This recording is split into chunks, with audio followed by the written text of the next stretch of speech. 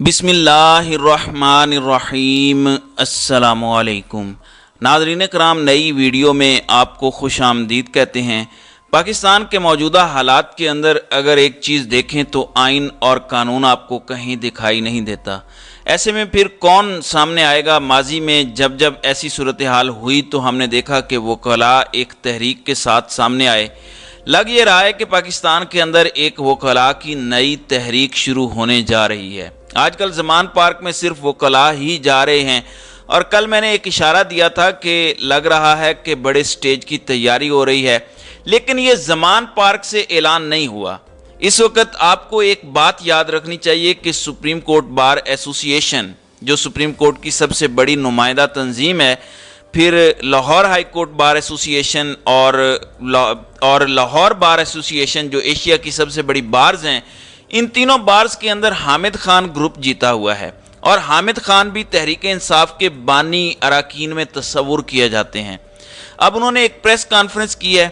उनके साथ बैठे हुए थे लाहौर हाई कोर्ट बार के सदर और लाहौर बार के सदर।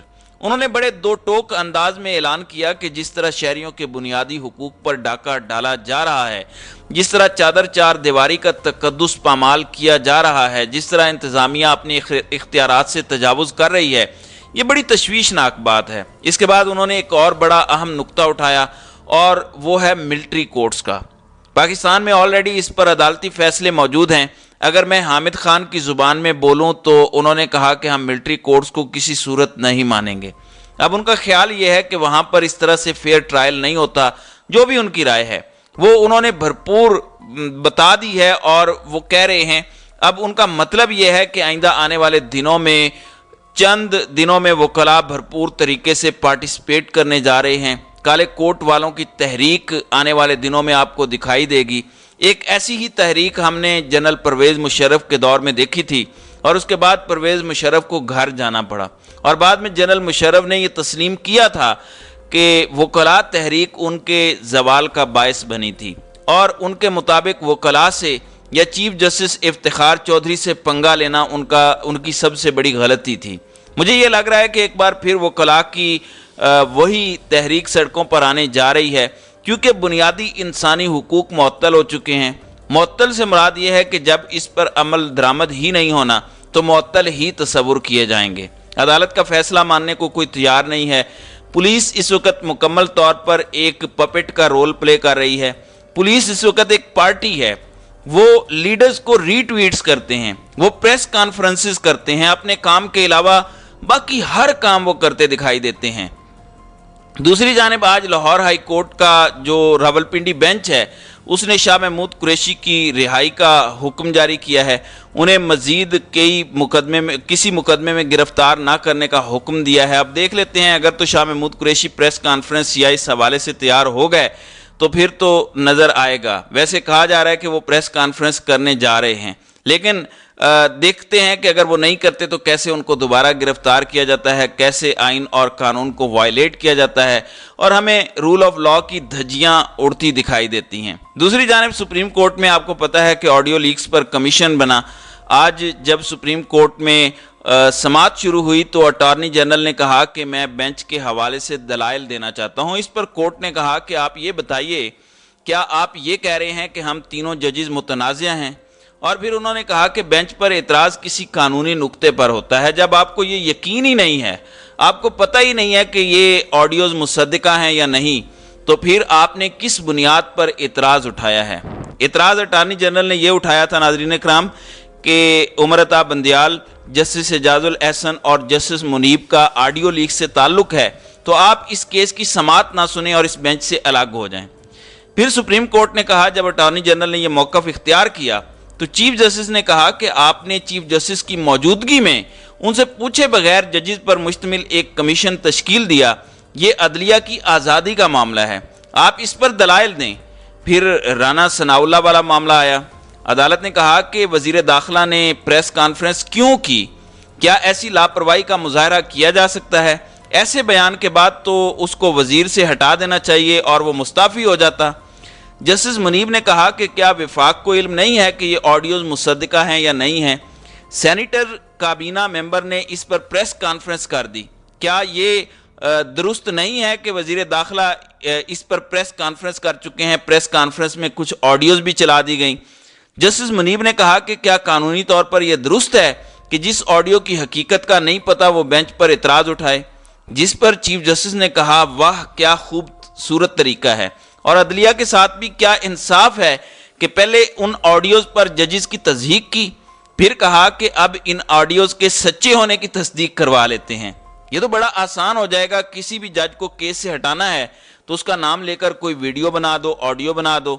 اب یہ باتیں واقعی ناظرین کرام بہت مناسب، درست اور جائز محسوس ہوتی ہیں، کیونکہ جس قدر بھونڈے انداز میں یہ حکومت ایک خاص ایجنسی کے ذریعے آڈیوز لیک کروا کے شور ڈالتی رہی ہے، اس پر ان کی سرزنش ہونی چاہیے، بلکہ سزا دی جانی چاہیے. چیف جسٹس نے کہا کہ اس وقت کوشش یہ کی جا رہی ہے کہ آپ ججز کو ہر صورت پریشرائز کریں، تو آپ یوں کریں کہ ان کے خلاف آڈیوز بنا لیں. اور عدالت بار بار ایک سوال پوچھ رہی ہے کہ بنیادی سوال یہ ہے کہ یہ جو آڈیوز ہیں یہ پلانٹ کس نے کی ہیں؟ اس پر چیف جسٹس نے پھر پوچھا کہ کیا آپ نے اپنے وسائل کا آڈیوز کو ریکارڈ کرنے پر استعمال کیا ہے؟ شعیب شاہین نے بھی دلائل دیا اور کہا کہ جیسے ہی کیس آیا الیکشن کا تو اس سے پہلے ہی آڈیو آ گئی. پھر یہ پوچھا گیا کہ کیا ابھی یہ معلوم کیا گیا ہے کہ ٹویٹر ہینڈل کہاں سے آپریٹ ہو رہا ہے جہاں سے یہ آڈیوز لیک کی جاتی ہیں؟ کیا پاکستان سے ہو رہا ہے یا پاکستان کے باہر سے؟ کیوں ایک ہی ٹویٹر ہینڈل سے یہ سب کچھ ہو رہا ہے؟ عدالت اس کو عدلیہ کی آزادی کے حوالے سے دیکھ رہی ہے. اب اٹارنی جنرل کو اگر یہ کہتے ہیں صرف کمیشن حقائق بتانے کے لیے ہے، تو پھر شعیب شاہین نے یہ نقطہ اٹھایا کہ دیکھیں اس کمیشن کے ٹی او آرز کے اندر یہ نقطہ شامل نہیں ہے کہ یہ دیکھا جائے کہ آخر یہ آڈیوز کون ریکارڈ کرتا ہے اور پھر انہیں کون لیک کرتا ہے. اس حوالے سے کسی کو کوئی علم نہیں ہے. اس کے بعد اٹارنی جنرل کے دلائل مکمل ہو گئے. انہوں نے کہا کہ کالز کیسے ریکارڈ کی جاتی ہیں، اصل میں یہ کمیشن ان تمام عوامل کا جائزہ لے گا اور معاملہ انتہائی ابتدائی سطح پر ہے، اور وفاقی حکومت کے مطابق یہ آڈیوز مبینہ آڈیوز ہیں اور وفاقی حکومت کا یہی بیان دیکھا جانا چاہیے. کابینہ کے علاوہ کسی وزیر کا ذاتی بیان حکومت کا بیان نہیں ہے. یعنی رانا ثناءاللہ سے متعلق جب سپریم کورٹ نے کہا کہ اس نے استعفیٰ کیوں نہیں دیا یا اس کو نکالا کیوں نہیں گیا جب اس نے سوچے سمجھے بغیر آڈیوز پر تصدیق آمیز پریس کانفرنس کر دی، تو اس پر حکومت نے فوری طور پر کہا کہ کابینہ کے علاوہ کسی بھی وزیر کا بیان ہم حکومت کا بیان نہیں سمجھیں گے. اس پر جسٹس منیب اختر نے کہا کہ اگر وزیر خزانہ کوئی بیان دے تو کیا وہ بھی حکومت کا بیان نہ سمجھا جائے؟ یعنی آپ اس لیول پر بات کر رہے ہیں. پھر انہوں نے کہا کہ معاملہ اگر سپریم کورٹ کے تمام ججز سے متعلق نکل آئے تو پھر یہ نظریہ ضرورت پر عمل ہو سکتا ہے. یعنی پھر ہم کہہ لیں گے کہ آپ سن لیں، کیونکہ اب سب ججز کا نہیں ہے تو آپ یہ کیس نہ سنیں. پھر جسٹس منیب اختر نے کہا کہ بے نظیر بینچ کیس میں اعتراض نہیں ہوا. کیا اس کیس میں ججز نے ٹھیک فیصلہ نہیں کیا جب ان کی کالز ٹیپ ہوئی تھی؟ یعنی منیب اختر نے ان کی گراؤنڈ پر جا کر کہا کہ بے نظیر حکومت میں جس حکومت کو فارغ کیا گیا تھا وہاں پر جن ججز کی کالز ٹیپ ہوئی تھیں کیا انہوں نے کیس نہیں سنا تھا؟ سنا تھا.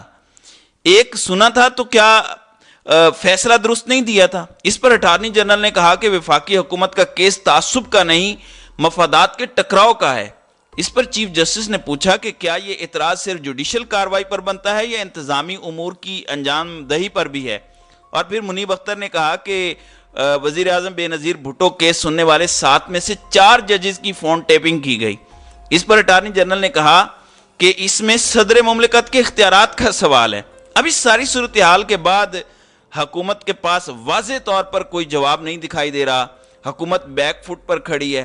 میں اس لیے کہتا ہوں کہ ٹی وی پر بیٹھ کے باتیں کرنا آسان ہوتا ہے اور قانون کی عدالت میں جواب دینا بہت مشکل ہوتا ہے. تو ناظرین کرام، آپ کی اس ویڈیو کے حوالے سے کیا رائے ہے؟ آپ اپنی رائے کا اظہار کامنٹ سیکشن میں ضرور کیجئے گا.